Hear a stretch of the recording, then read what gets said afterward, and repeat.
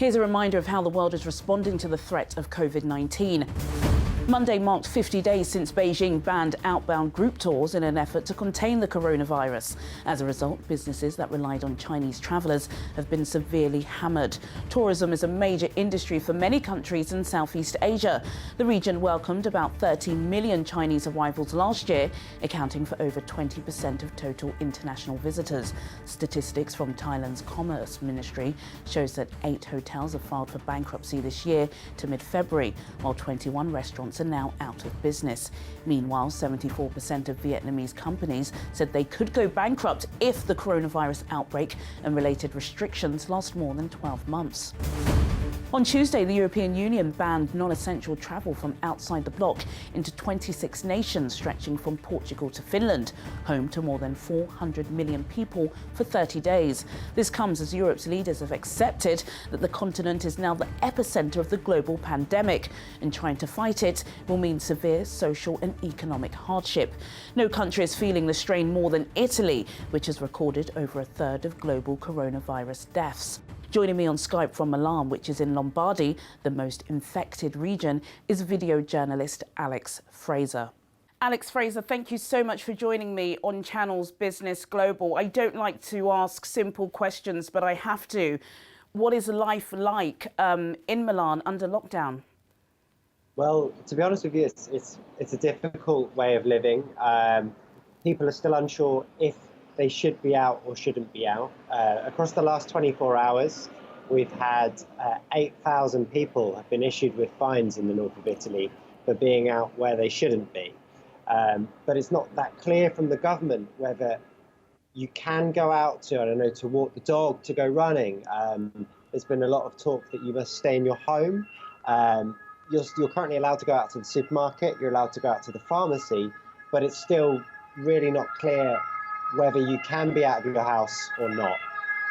Of course, and I can hear those sirens behind you. Many of us have, of course, travelled to Italy, and you can almost feel, even just from watching it on the TV, just how tense it is at the moment.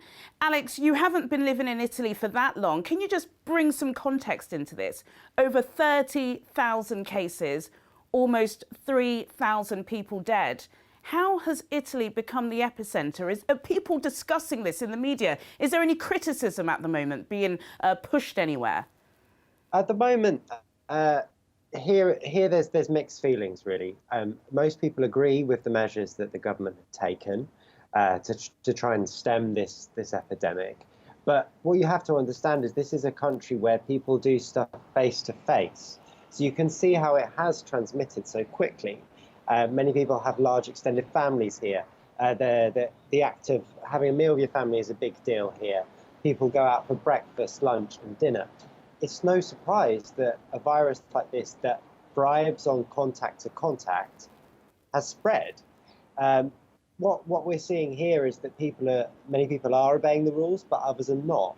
So it's a confusing situation. In terms of families, across the north of Italy, there will be most families in the small towns that have been hit hardest by this will have all know somebody who has COVID-19. And the numbers you're seeing are quite accurate for for cases with symptoms, but many symptomless cases just won't be being tested. So at the moment, when we talk about numbers like 30,000 people, the scale could actually be far larger.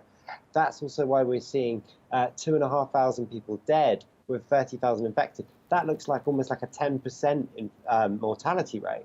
Wow. Well, that's slightly skewed because many people still won't have been tested. You might have heard a minute ago on this live, you could hear the sirens going. I hear sirens from this apartment every 10 to 15 minutes. Wow. Often throughout the night, throughout the day. You don't know whether they're confirmed cases, you don't know whether they're just people being tested or if there are other medical issues. But It's a very difficult situation. Of course it is, Alex. That's why we're so grateful to have you. I'll let you go, but I can't let you go without asking about the economy. Back here in Britain, last week, the Chancellor of the Exchequer pledged about £30 million. Of course, after what's happened over the past couple of days, he recently announced measures of a stimulus of £330 million. Some people would say Britain can afford that. Can Italy? Well, at the moment, what you've got to take into account is that many businesses here are face-to-face transactions, and they're small to medium-sized businesses. Now, if you tell the country that all business must stop and that face-to-face contact can't happen, that's obviously going to have a huge effect on the economy. And the Italian economy isn't quite as protected as the British economy. It's had many problems in the past. It's much more likely to go into recession than Britain, and it's fully expected here.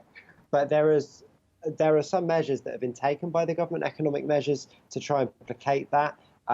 Money for small businesses, for the self-employed, they're offering people €600 a month as a measure to try and stem this. But it's quite clear that the economic consequences of this outbreak are going to be far-reaching across the world, and especially here in the epicenter in North Italy, which really is the economic power of Italy.